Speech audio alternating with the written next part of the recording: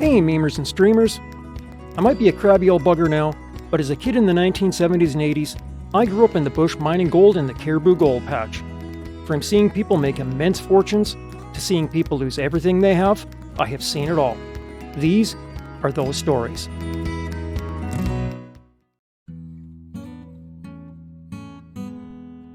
Hey memers and streamers, it's Fratkin here. So this video is my very first video, and I thought what I'd do in this video is just kind of give you guys an idea of sort of where this whole thing started and kind of where things came from.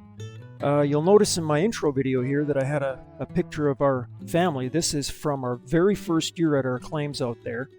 And this is my brother, much older than me. This is my mother over here. This is my father. And the young fella down there with the dog in his arm, that's me. I would have been 7 years old at that time. But this isn't actually when things started. This was the first year that we were actually at the mine and the first year that we were actually in the bush mining, so to speak. But it actually started a lot earlier than this. Believe it or not, it actually started when we did a trip to... originally we went to Disneyland in California, but while we were there, we happened to go to Knott's Berry Farm. Now, when we went, I was in kindergarten, so I would think that was probably the age of, let's see, somewhere around maybe 5 years old, 4 to 5, something like that. And now the one thing that I remember that was interesting about this was, about this particular part of the trip, was that when we went to Knott's Berry Farm, and of course, remember, this is through the lens of a 4 or 5 year old kid, so, certain things I was paying attention to, certain things I wasn't. But the gold panning itself is, it's a fairly tactile sensation. You're in the water is cold, and the one thing I still vividly remember was what that part of Knott's Berry Farm looked like, and it looked exactly like you still see in the pictures. They're just wooden troughs, and they give you this little bag of dirt, and you dump it into your gold pan, just like this guy in this picture right here, and you just pan it out. And yeah, that's where everything started. Our family did the little trip through Knott's Berry Farm, and we seen their little animatronic singing animals that they had, or I don't even know if you'd call it animatronic in those days, however the heck they animated them. But anyway, the one thing that we did before we left that day is we did the little gold panning thing. And the whole family did it, and when we were done, you end up with one of these, a little tiny, it looks like a little perfume bottle, and there's just a few flakes of gold in the bottom.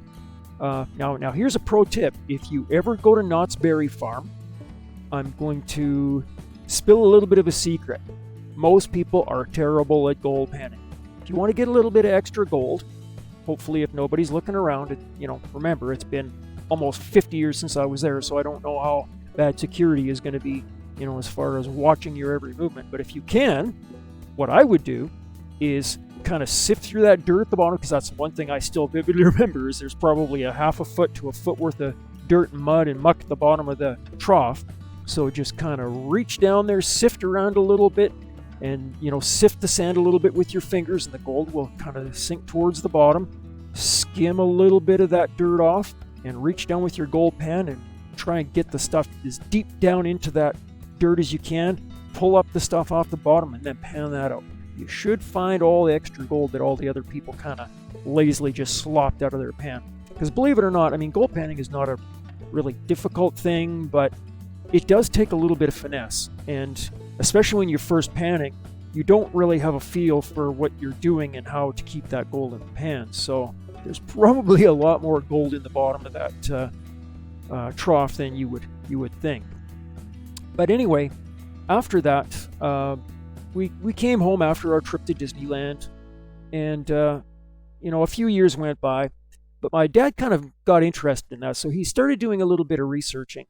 And now we're quite a ways from any place where there's any sort of mining or anything. We live in Wetaskiwin, Alberta, or close to Wetaskiwin anyway. So, to us, landscape is farmland and a little bit of industrial. My father owned an industrial manufacturing facility in town, so that's kind of where our mind was. We seen the world as farmers and industrial machinists and welders and fabricators and manufacturers, but that was kind of a benefit for Dad because he had a very strong history or experience with equipment and machinery. I mean, even as a young man, by the time he was in his early 20s, he'd already run really big equipment, D8, D9. Back in the 50s and the 60s, it was kind of a big thing apparently for during fire season for people to come crashing through the doors at some bar in some small little town, and anyone here know how to run a cat? Yeah, I can run a push cat. Okay, you're on the D6 or you're on the 8 or whatever. So Dad ended up doing a lot of that, and then later on he worked for a lot of other oil field companies running heavy equipment, but his true calling was actually welding and machining and fabricating stuff. So later on in his later years, by the time he was about 30 years old, he started making his own companies and he started manufacturing heavy equipment, mostly stuff like sand and gravel handling equipment, like big heavy duty equipment, like big industrial conveyors for moving material around great big mining facilities and stuff like that. So Dad had a lot of experience with that. But the first year that we went out to BC, it wasn't really so much to go mining as it was to really kind of see what it was about. So I thought maybe what would be interesting is to kind of get a feel for what things look like where we're from. Now, this is the Google Street View thing. This is what one of the main junctions in our little town looks like. I mean, there's no mountains, it's flat, it's boring. I still remember how being so flat when we would get back after an entire summer out in BC, I would just be so bummed out. We'd get out of that van, the camper van that we drove out there with for the first couple of years, and as soon as my feet hit the ground, it's like, oh God, I can't believe we're back in this friggin' flat, terrible place again. But anyway, this is where we would start. And back in those days, generally speaking, what we would do is load everything up and then we would head north through Leduc and up and into Edmonton. And then we'd take Highway 16, Highway 16X out towards the mountains. And generally speaking, by the time you get to Edson, you kind of know you're starting to get towards the mountains. It's been so long since I've been there, I can't remember if you can see the mountains from Edson, but you can certainly smell them. You can smell the pine trees, all of that. Let's just have a quick look here with their street view again. This might be the very first part of... Yeah, this is the entrance going into, on the Yellowhead, going in to Edson. So this was, looking at this again, I can't quite see mountains in the distance, but you're close enough now that the terrain is starting to change. It's mostly pine trees. There's no more farmland. This is, this is starting to get into be, real bush. Now let's line everything up again here and zoom out. So, Edson, first taste of the mountains, so to speak. Then you keep going through there and you end up in, oh boy, what the heck's the name of that little town? Let's see. One just before the mountains. See, they don't seem to have it here. Hinton, that's the one I'm thinking of. Now, Hinton was an interesting town. The one thing I still remember vividly about Hinton is this one main drag that goes through. And so, as we were driving through each year, Hinton was one of the places that we'd stop. There's a lot of gas stations and stuff on this little strip through here.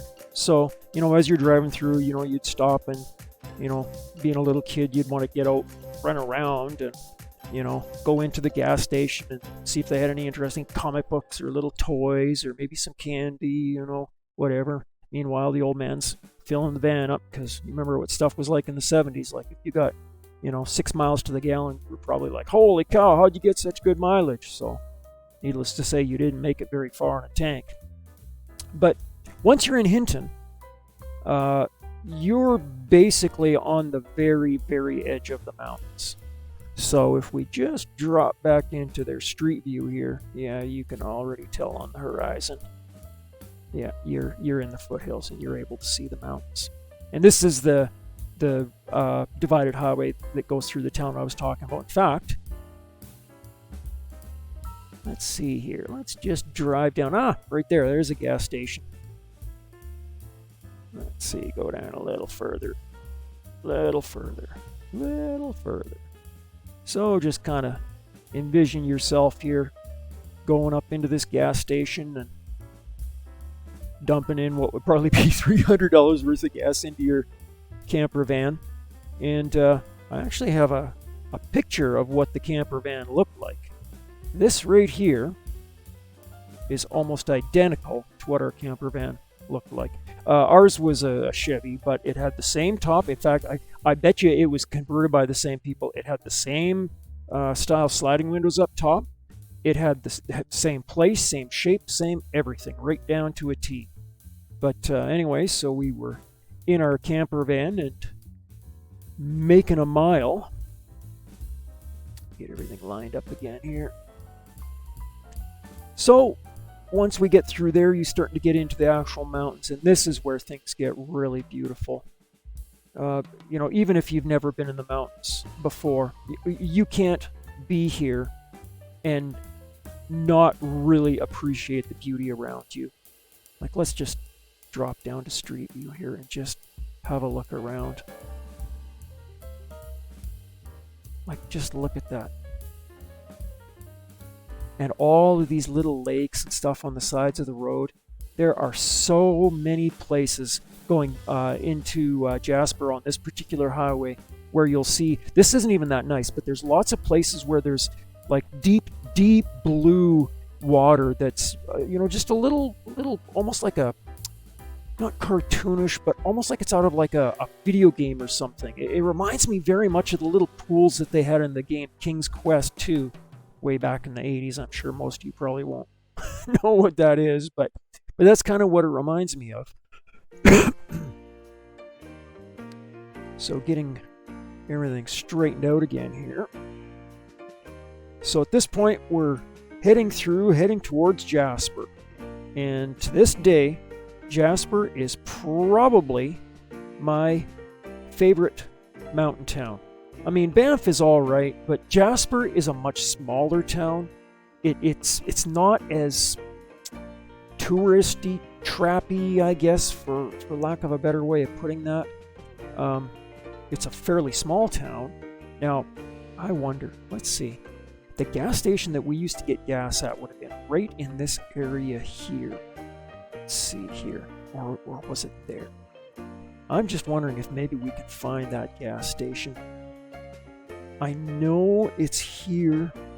I know the same gas station's still there because it was still there the last time I was there as an adult, which would be probably 15 years ago. But yeah, it would have been somewhere in here where we would have stopped again and get gas and stretch our legs a little bit, and then it's back off on the road again.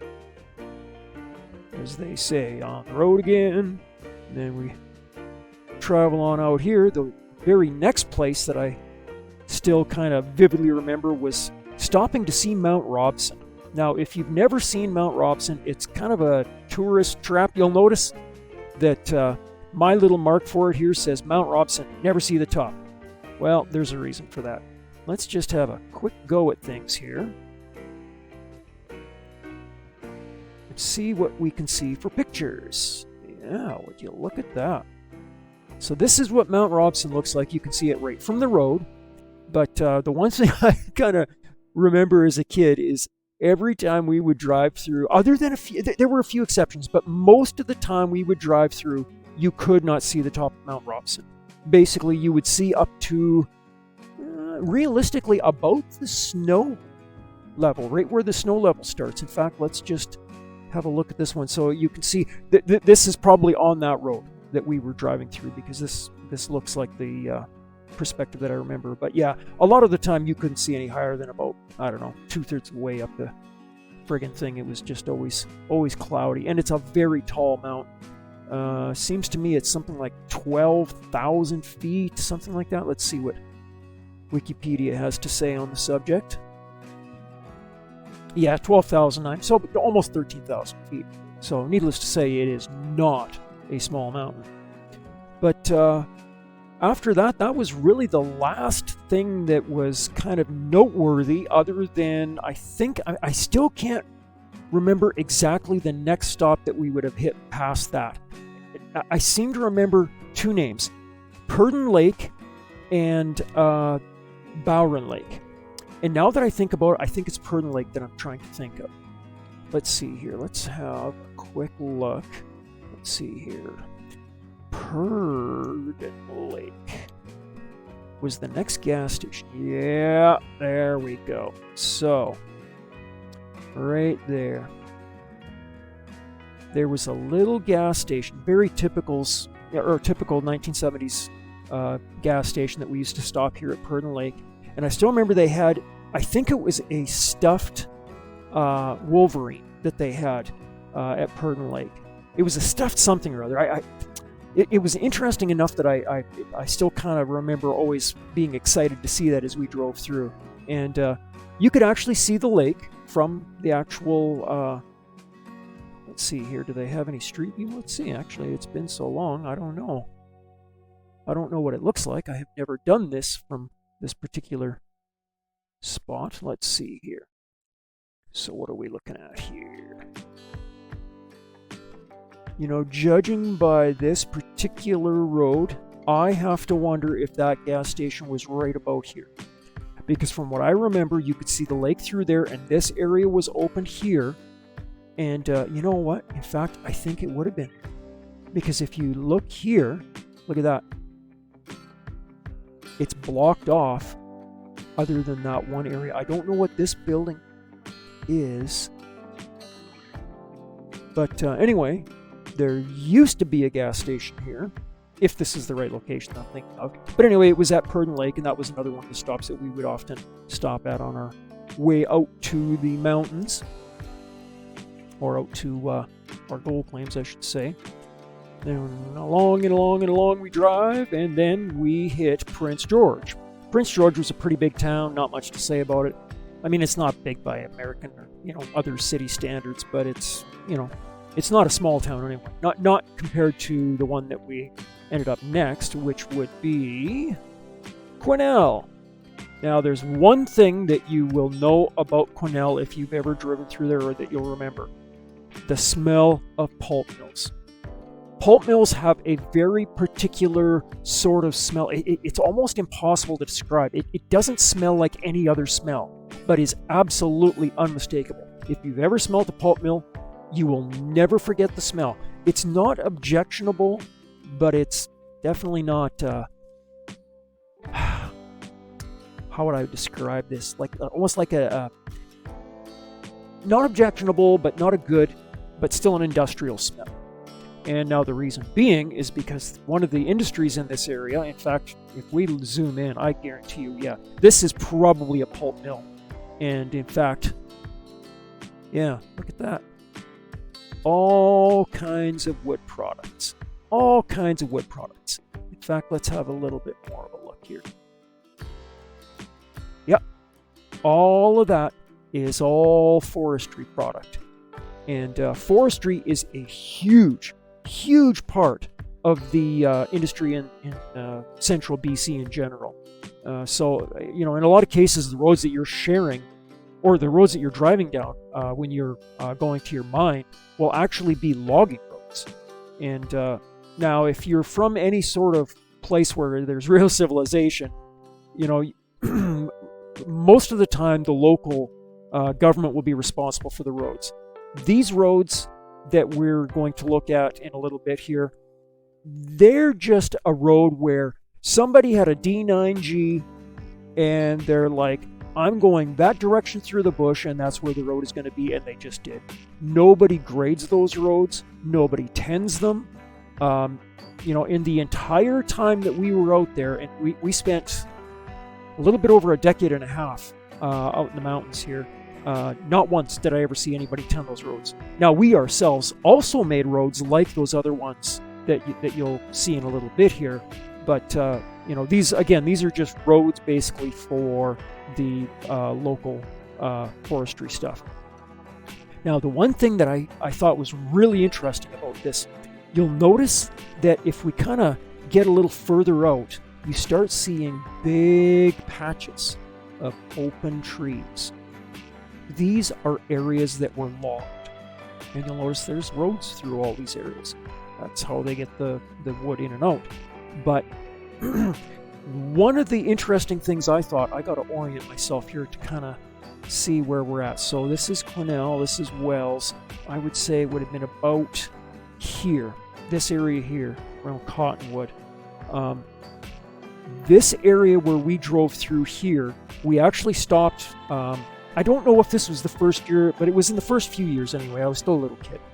And one of the things that we noticed, because it kind of looked different, right? It was still bush, it was still forest, but the trees were not old growth forest. And they all looked to be about the same size, which kind of took you aback. Well, we found a sign on the side of the road, and it turns out that entire area had been replanted by the forestry companies. So this is something I thought was kind of interesting, because I didn't realize this. A lot of the time we assume that forestry just goes out, takes the bush, and just, to hell with it, and clear strips everything, clear cuts it, and then just whatever. But with, I've never worked in well, I shouldn't say that I have, but not to any great extent. I think they probably manage this stuff a lot more than we think they do, because this replanted forest was already to the point where, not quite to the point where you could reharvest, but very close. And these forests were as far as the eye could see. Like, we're talking, 20 miles down a valley, as far as you could see in every single direction, 360 degrees around you. In fact, let's see if they have any sort of street view. They do. Okay, so I don't know what we're going to see, but we're going to go and have a look anyway. So yeah, this doesn't quite... Looky. That is a logging truck. That is something you watch the hell out for. But anyway, so that's one of the primary industries in this area, is these logging trucks. So, but anyway, the trees that you're seeing here are about the size of the trees that we would have found in, or that we were looking at in that replanted area. I would say they were probably closer to the size of, this tree right here that I got my mouse cursor over. They were all about that size, but as far as the eye could see in basically every direction. So let's reorient ourselves out here. Zoom out. Get ourselves straightened out again. So the last real place of civilization before you get out to Wells, BC, which is the little town close to where our mines were, is Quesnel. So, from Quesnel, you're taking the highway on out. In fact, we'll even use Street View to kind of keep us oriented. So this here is the road that snakes through all that bush all the way out to Wells, BC. This is the town of Wells. This entire town site, you'll notice something interesting. We kind of zoom out. You'll notice that this stuff here, all of this area in this valley, because let's see here, if we can kind of get into a 3D view here a little bit. And I'll let it get down a little bit lower. I can't remember what the control keys are for it, but anyway, you'll notice that these are mountains all the way around, and there's kind of a flat floodplain. Well, that's not really a flat floodplain. Originally, the Jack of Clubs Lake, this lake here, went all the way up into this area. I don't know how far, But the reason why this here is no longer lake is from what they call hydraulic mining. And what that means is taking anywhere from a 2-inch to a, oh my gosh, some of them were, 10, 12 inch across. Basically, they're like a fire hose. And what you do is, instead of digging with a big piece of equipment and then dumping your dirt through the sluice box or wherever your machine is to get your gold out, you basically just take that fire hose, aim it at the mountain, and wash that entire mountain down. And that's what they did. All of these areas here were all washed, and all of this is all tailings and silt from all of that hydraulic mining in this area. And you'll notice that it kind of ends and sort of slopes down towards Jack of Clubs Lake. And that's why the entire area of, or the entire town site of Wells, BC is literally mining tailings from placer gold mining. So this is the main town that you'll be visiting, I guess, for lack of a better way of putting it, if you want to gold mine. This is really the center of mining in central BC, or one of the areas anyway. One of the little towns that's probably more well known is Barkerville, which is up over here. Barkerville is when we were there, it was a tourist attraction, but it was still kind of a hybrid. We still bought our bread in the same store that had been there since the 1800s. We actually had the blacksmith in town, which his real purpose there was as tourist stuff, but he actually did do blacksmith work for us for stuff that we needed. It was kind of an interesting thing. You'll notice now if you visit Barkerville that there's a little toll gate, and it's a tourist trap now. But when we were there, you basically just drove up. It was a town. There was no street traffic on the street, just like there is now. Like, you'll notice if you zoom in, there's no vehicles, and there's a reason for that. They want to keep this into a proper heritage site, and for good reason. But anyway, when we were there, all of the parking lot is still here. It's the same. But the gate that they added, they didn't add it until a few years before our last years out there. And so yeah, we used to just come and go through the town like nothing. But anyway, so this is Wells, BC. Now, our mines were fairly close to Wells, or at least our first mine. We actually had about 7 to 8 different mines, depending on the year that we were out there. But if you want to, what we'll do is we'll start right where this area here, there used to be what they call the Northwoods Inn restaurant.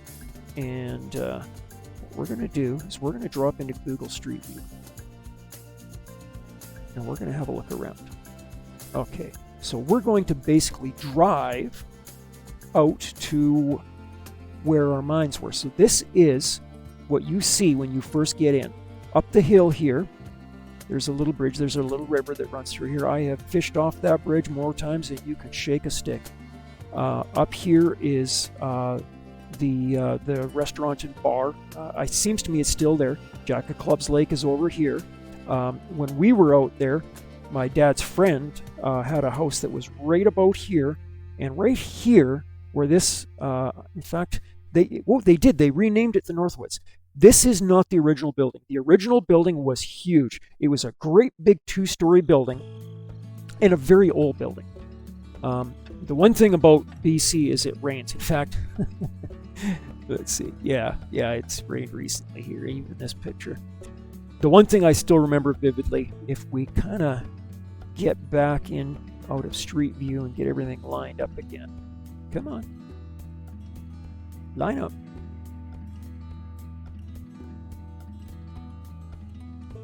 Get lined up, and come on. Come on. Oh, I don't know what's going on here.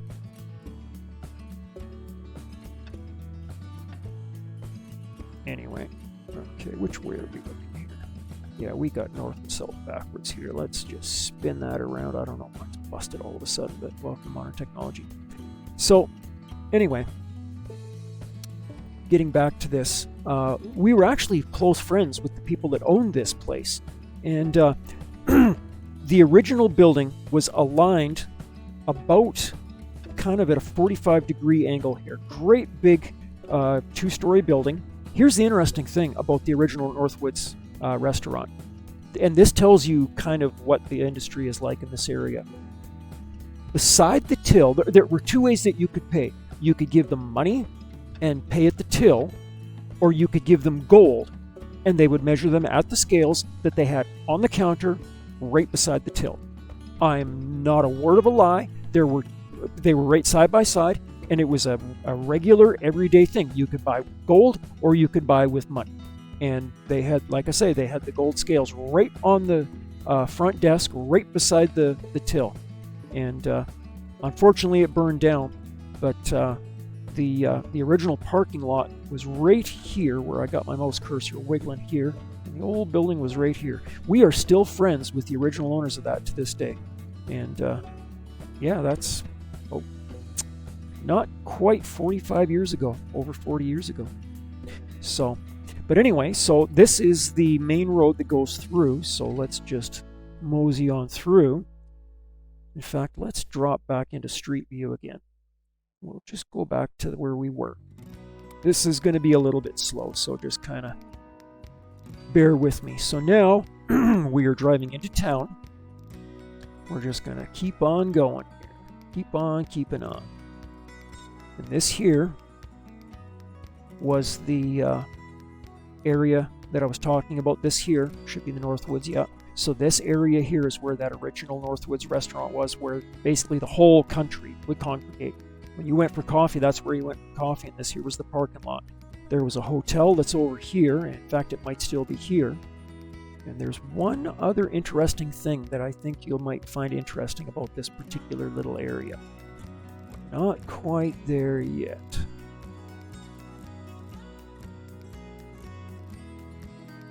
Okay, so. Well, I think we went too far. No, I think this, is the building here. This, if I remember right, is the little general store that was there back in the 80s. And what we used to do is we would give them $300 cash, and they would make an account for us. So, you know, if we needed groceries or something, we would basically just drive into town, park over here, or, you know, park on the side of the street. It's not like there's a lot of traffic at Wells. I mean, it explodes to a grand total of 600 at its highest number during the year. So, you know, we basically just come in, and we knew the owner that owned the place personally. It's a small town. There's a gas station that would have been right about here. Let's see here. Oh, I got the wrong keys here for that. In fact, I think that gas station might even still be there. Let's see here. No. But this right here is where that gas station was. And, oh yeah, this is the hotel that was just down the street that I was telling you about, that it's across the street from the Northwoods Inn. You'll notice an RCMP detachment here. Let's move up a little bit and have a look. There is a reason why there is an actual detachment in such a small town. Now that marijuana has been basically legalized in most of the free world, it's not such a big deal probably, but back in these days, it was a huge thing where organized crime would actually go out in these mountains that you see here.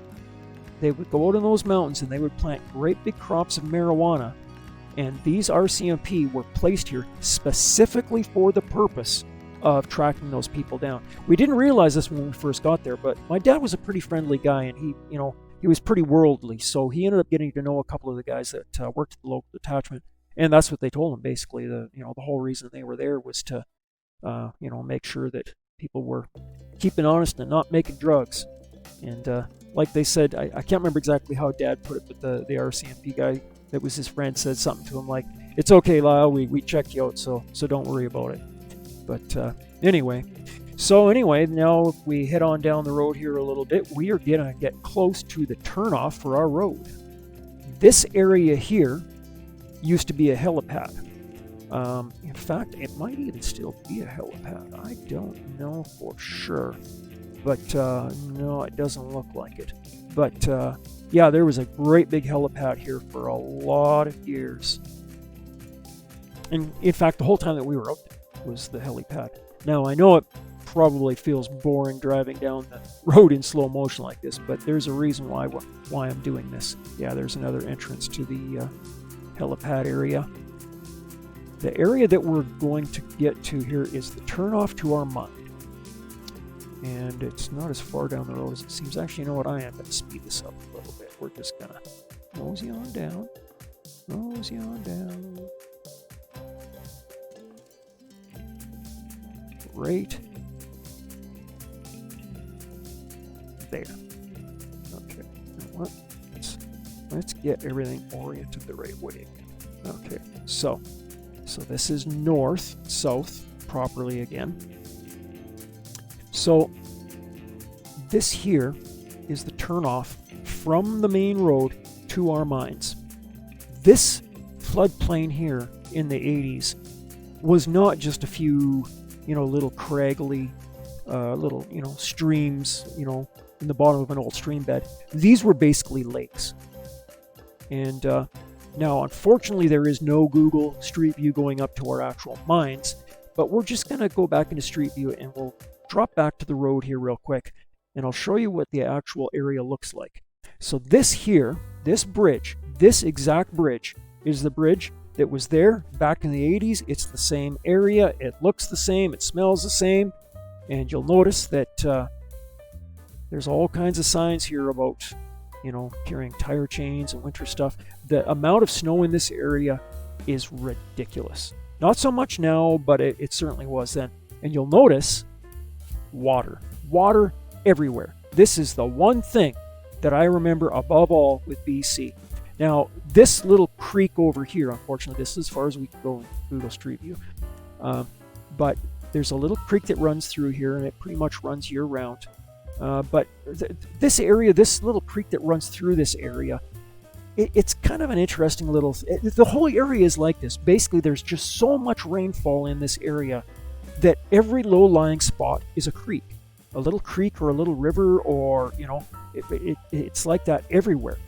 But what we're going to do now is we're going to line up north and south, and I am going to show you our actual first mine site. So, you drive off the road, and there's a little teeny tiny logging road. And as you're driving through here, you can see all of this area through the trees, and it is a beautiful, great, big, giant floodplain that you can see here. Now, remember, the lay of the land has changed since I was there as a kid. This entire thing used to be a lake. There actually used to be two lakes that were here. But this road here, you just keep following this road up. Just go up a little bit again. In fact, let's see what happens if we drop into 3D view. Oh yeah, that's better. Okay, so we're going to go back. So you start here. You go through that. You just follow that little road all the way up. Now, I know it's hard to tell, but I'm going to tell you, this area here where this road is, this is a lot steeper than you think it is, and there are no guardrails. There is no guardrails, there's no emergency services, and nobody maintains these roads, so you are on your own. This is an area where you learn to be very careful. So, if you meet oncoming traffic when you're going down this road, you pay attention to what you're doing, because if you go over the side of that cliff, you are going to the bottom. So anyway, we just keep following this road on up, and you'll notice that it's a long valley, and there's lots of little lakes here and there. We just keep going. We are getting really close now.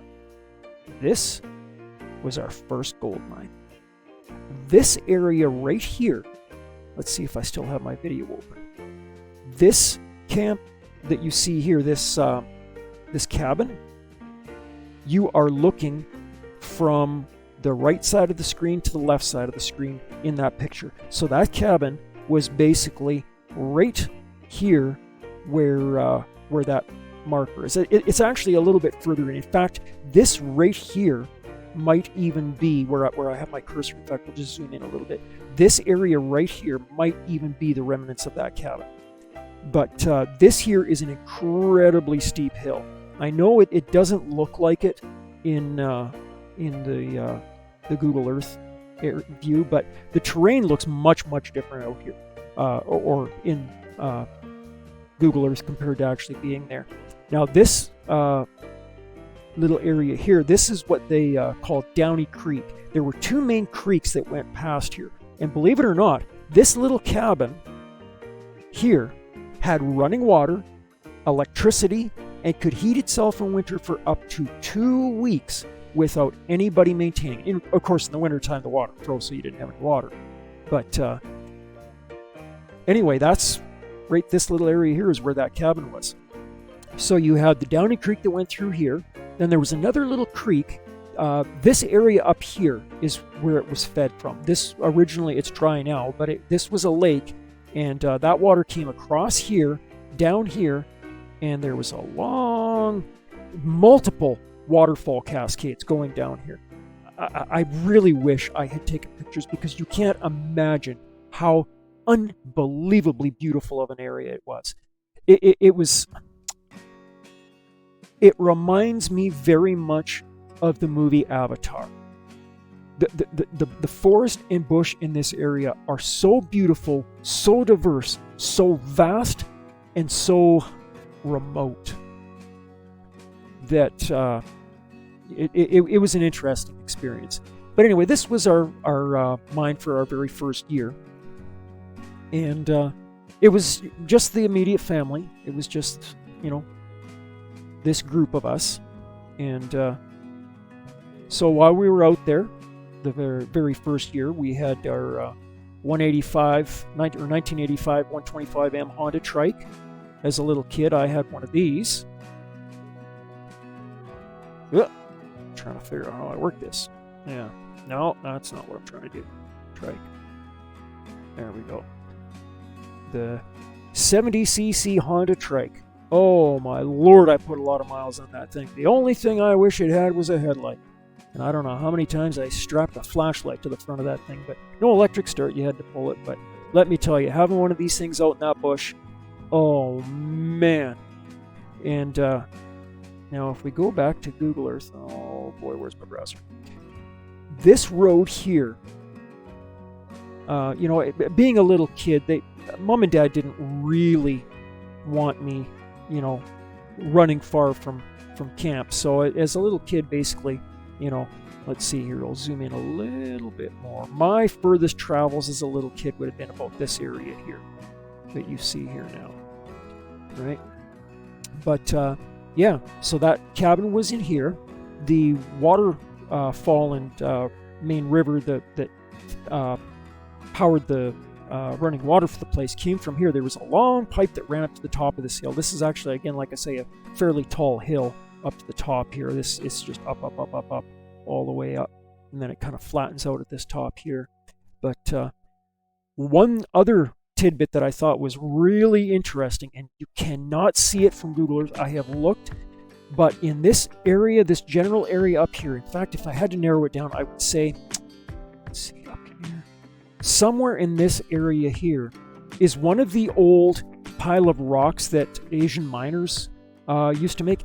The Chinese miners don't think the way that we did. They're very meticulous, and what they would do is, as they were washing their gravel and stuff, for their sluice boxes, they would wash the bigger rocks, and then they would put them in a pile. And these piles had almost perfectly flat 45-degree sides, perfectly flat tops, and then they would just make it longer and longer and longer.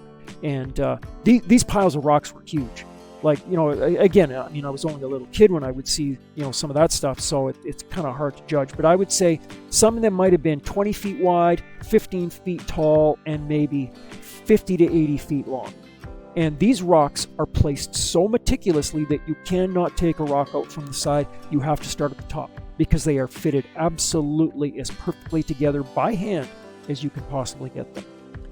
But yeah, so this is the area where I would hop on my little quad, or not quad, my little trike, this little thing, and up and down this road. You'll notice that it looks like there's a little bit of dirt cleared here. This is actually one of the roads that we cleared ourselves. There's also a road that goes back through here. In fact, you can almost kind of see some of the clearing that we did back in the 80s in here. But Actually, if you want to see something absolutely astonishing, I will show you something that will blow your mind. This here is our last mine, and our little John Deere 350C loader cat dug every test hole that you see here. The road that goes in here, this is our main campsite. We had an old 24-foot typical 1970s holiday trailer. Same generator though. Our little Honda 350 that's, wrongly rated at 500. That's what we had for power. And so our campsite was right here. Then we started here. This is our first test site. And then we made another road down here. In fact, there's actually two roads. There's a road that goes here, and you'll notice if you kind of look, another one splits off and goes down here and then down here.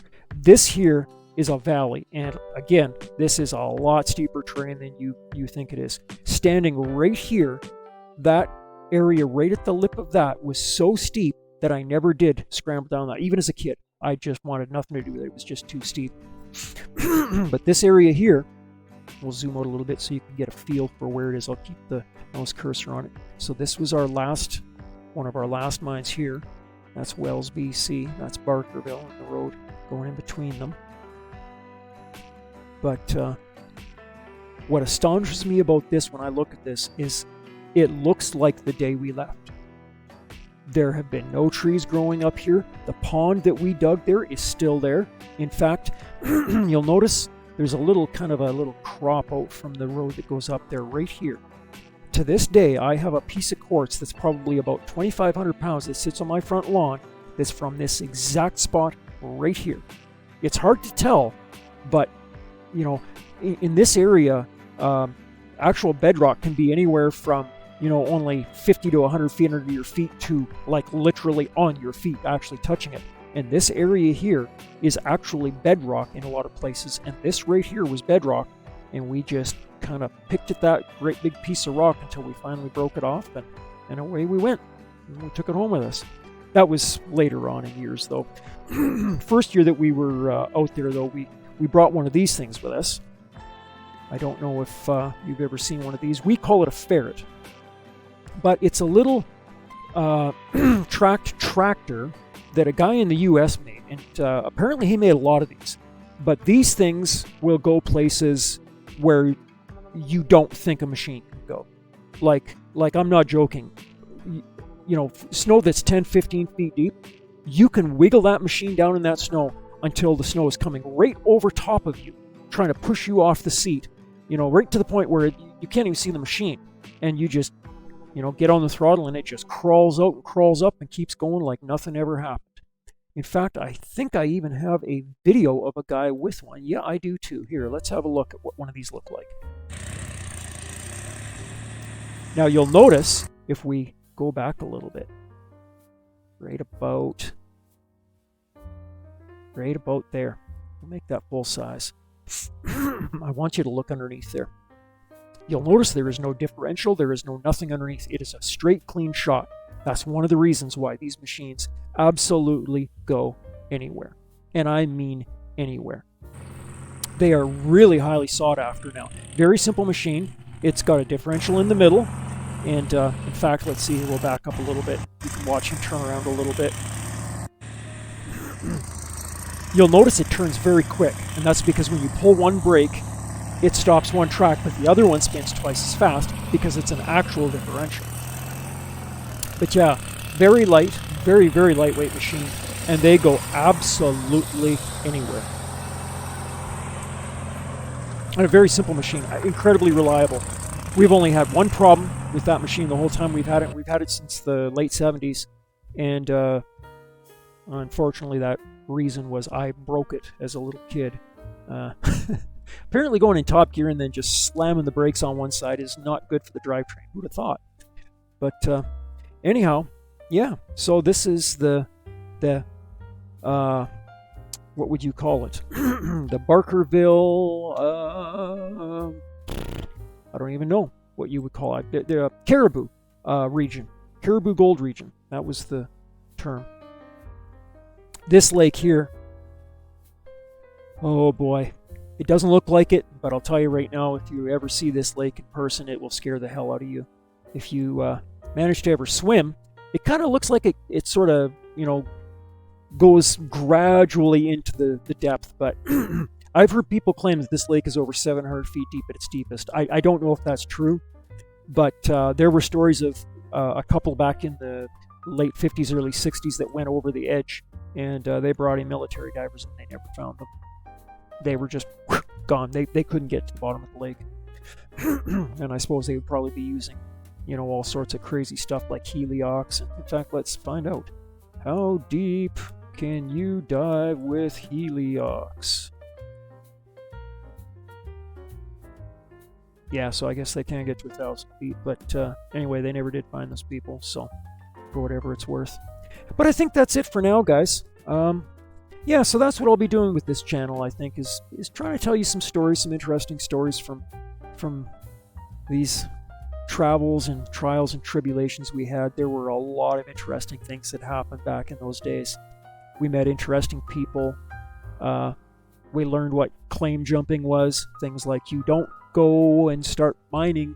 Like as an example, this was our gold mine. Or even better, let's look at our last one, this mine right here. A friend of ours by the name of Tom Hatton, that's his operation right here.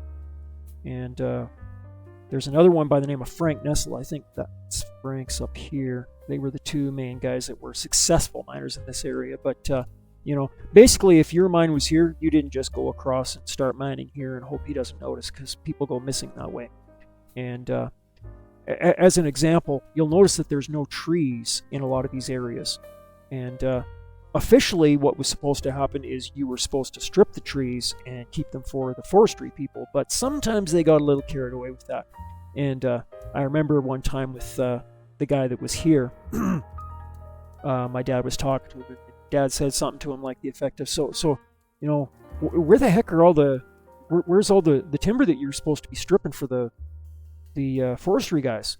And he kind of stomped on the ground and he said, "What timber?" And what he was meaning is that timber was actually 30 feet underneath their feet, underneath all of those tailings, because all of this stuff is all tailings from mining. All of this stuff here is. Yep.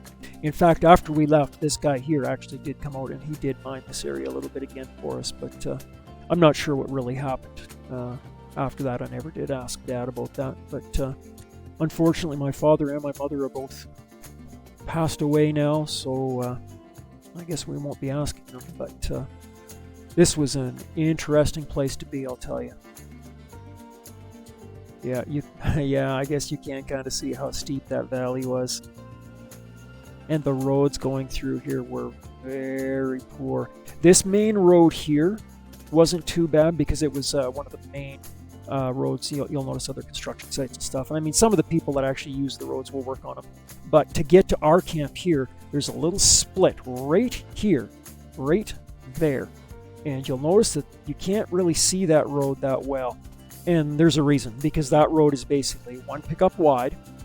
And yeah, one pickup wide. It was a little bit wider here where we, kind of widened it out a little bit. But yeah, it's very much bush.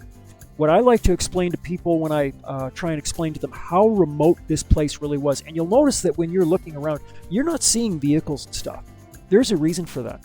There is nobody out there. When I say nobody, I really truly do mean nobody. I like to explain it to people where, basically you could have put 10,000 pounds of dynamite where our campsite was here and set it off, and nobody would know. So, but anyhow, I hear my kitty is getting excited and she wants me to give her some scritches, so I think that's it for now, guys. I hope you enjoyed the video, and hopefully the next videos will be more interesting, but yeah, we'll see what happens. Anyhow, that's it for now, guys. GG's and 7 3s.